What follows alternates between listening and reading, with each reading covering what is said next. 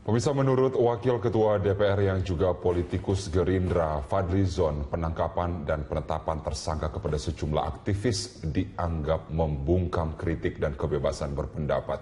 Fadlizon berharap polisi tidak serta-merta menangkap dan menetapkan sejumlah aktivis sebagai tersangka atas dugaan makar. Kita menghormatilah proses yang sedang berlangsung, tapi ya nggak mungkin lah seorang anak proklamator seperti Bu Rahma, ya apalagi melihat kronologi yang dilakukan itu kan mau meminta kembali kepada Undang-Undang Dasar yang asli, menyampaikan itu kepada MPR, saya kira wajar. Jadi tuduhan-tuduhan makar ini menurut saya perlulah dihentikan lah. Apanya yang makar gitu? Nanti rakyat marah. Ya. Kalau orang mengkritik terus dibilang makar, itu saya kira ini bukan zaman, ini udah salah zaman. Ya, kalau orang mengkritik kemudian dibilang makar. Kalau angkat senjata, memberontak, mau menggulingkan pemerintah yang sah, yang dipilih oleh rakyat, itu baru makar.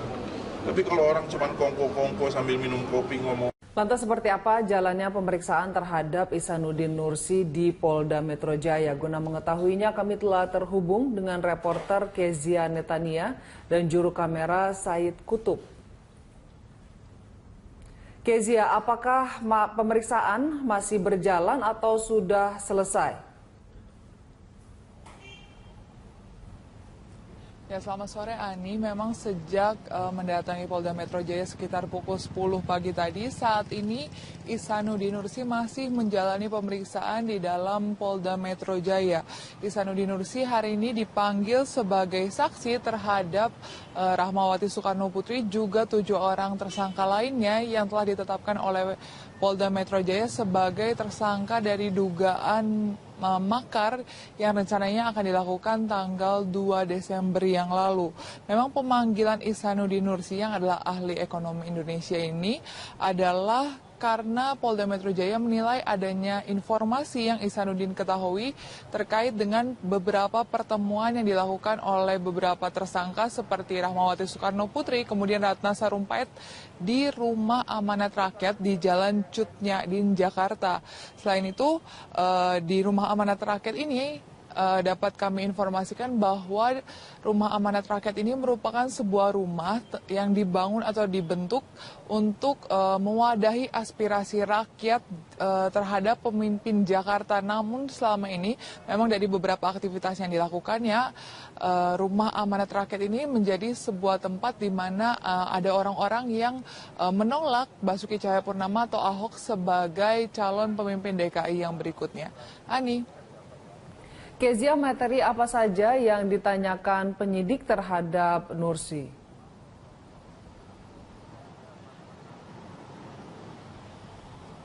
Ya, ini memang pemeriksaan masih terus berlanjut dan kami belum mendapatkan keterangan terkait dengan materi detail apa saja yang ditanyakan terhadap Ihsanuddin Nursi ini. Akan tetapi memang tadi siang Humas Polda Metro Jaya memang sudah mengatakan beberapa bocoran terkait dengan pemanggilan ini, yaitu terkait dengan pertemuan-pertemuan yang sempat dihadiri oleh Ihsanuddin Nursi dan juga Rahmawati Soekarno Putri dan beberapa tersangka dugaan makar lain di Rumah Amanat Rakyat, yaitu terkait dengan materi apa saja yang dibicarakan dalam pertemuan-pertemuan di Rumah Amanat Rakyat ini, juga terkait dengan siapa saja yang biasanya mengikuti pertemuan di Rumah Amanat Rakyat ini, karena memang sampai saat ini Polda Metro Jaya setelah menetapkan 8 orang tersangka masih terus melakukan pendalaman dan pengembangan lebih lanjut terkait dengan kasus dugaan makar yang dilaksanakan atau yang rencananya akan dilaksanakan awal Desember lalu, dan sampai saat ini sekitar 30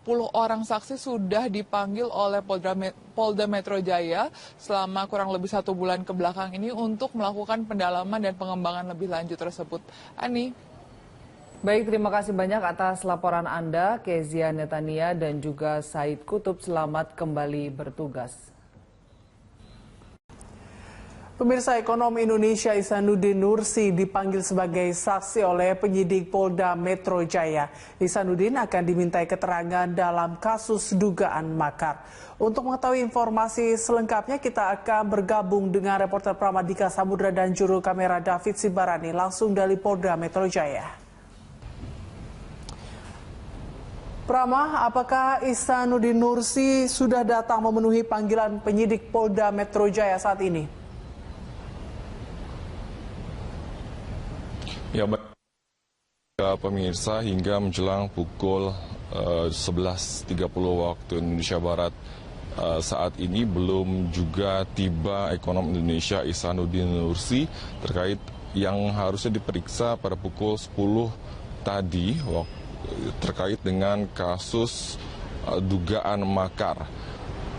Ihsanuddin Nursi dia akan diperiksa untuk tersangka Rahmawati Soekarno Putri, dan surat panggilan ini telah dilayangkan kepada pengamat politik ekonomi ini beberapa hari yang lalu, dan dijadwalkan pada pukul 10 pagi ini harusnya ia telah diperiksa di ruangan Ditreskrimum Polda Metro Jaya.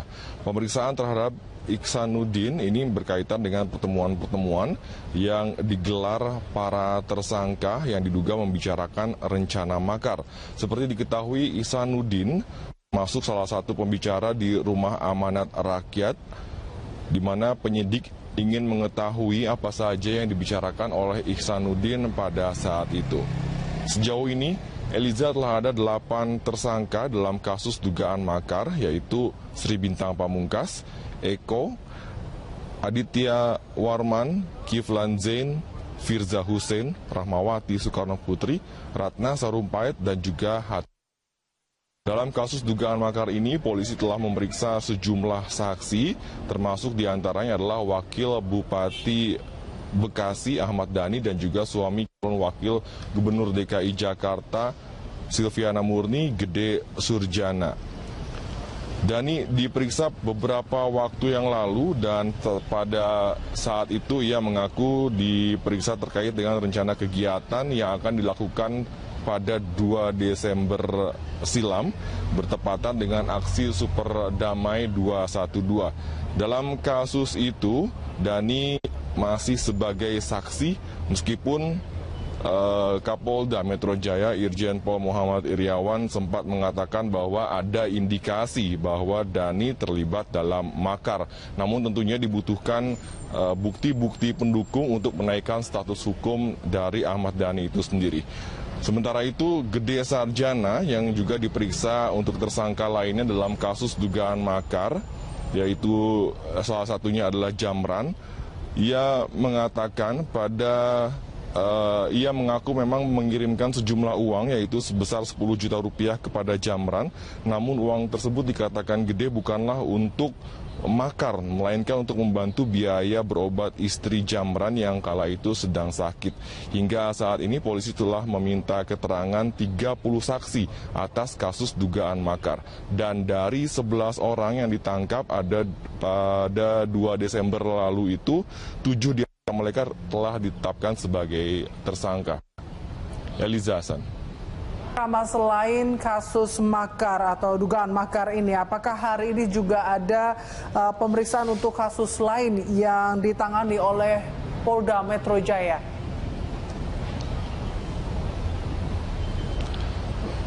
Ya, terkait dengan kasus lain, beberapa waktu lalu sekitar pukul 10 waktu Indonesia Barat, Buniani kembali hadir di Direktorat Kriminal Khusus Polda Metro Jaya. Ia didampingi oleh kuasa di mana Buniani ini dipanggil terkait dengan kasus pengunggahan penggalan video pidato Ahok di Kepulauan Seribu, dan kembali diperiksa sebagai tersangka terkait dengan kasus pelanggaran Undang-Undang Informasi dan Transaksi Elektronik.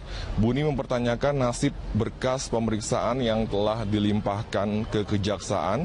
Sebelumnya berkas tersebut dikembalikan oleh Kejaksaan karena dianggap tidak lengkap pada 19 Desember 2016. Namun hingga saat ini pihak Kejaksaan belum menerima perbaikan dari berkas tersebut. Buni mengatakan bahwa seharusnya berkas tersebut telah dilengkapi selama dalam kurun waktu 14 hari. Namun saat ini telah lebih dari 14 hari, pihak kepolisian masih belum juga melengkapi berkas tersebut.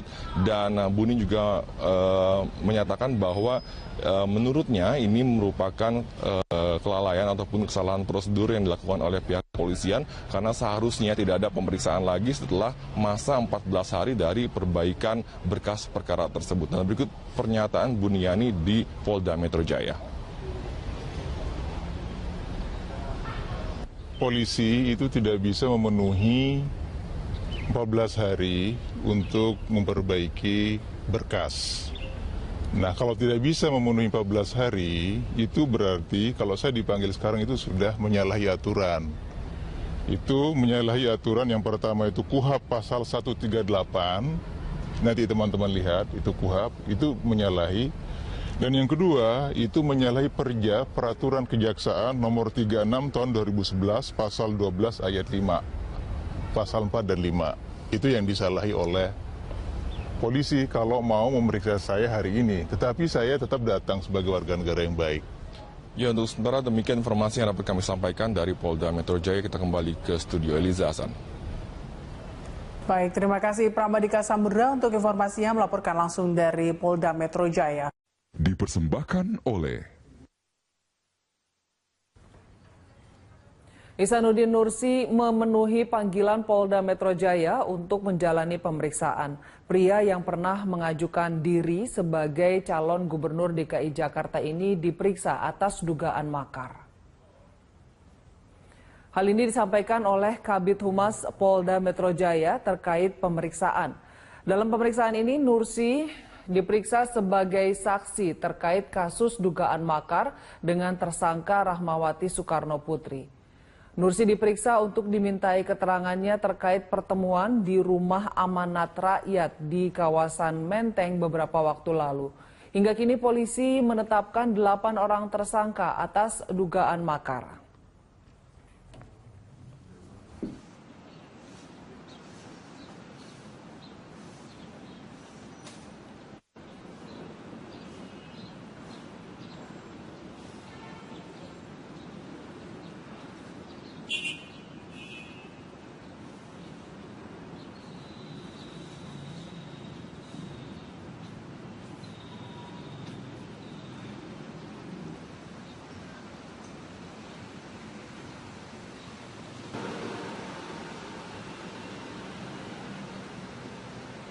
Hari ini diagendakan untuk pemeriksaan saksi ya kepada Bapak Ihsanuddin Nur ya. Beliau sudah hadir ya di secara umum dan nanti masih menunggu nanti untuk diperiksa. Jadi beliau diperiksa ya berkaitan dengan kegiatan pertemuan-pertemuan ya. Nanti beliau memberikan seperti pembicara gitu ya pada rapat itu, sehingga nanti kita akan mendalami terutama materi apa yang diberikan ya, kemudian siapa saja yang hadir di situ, tetap kita tanyakan di situ.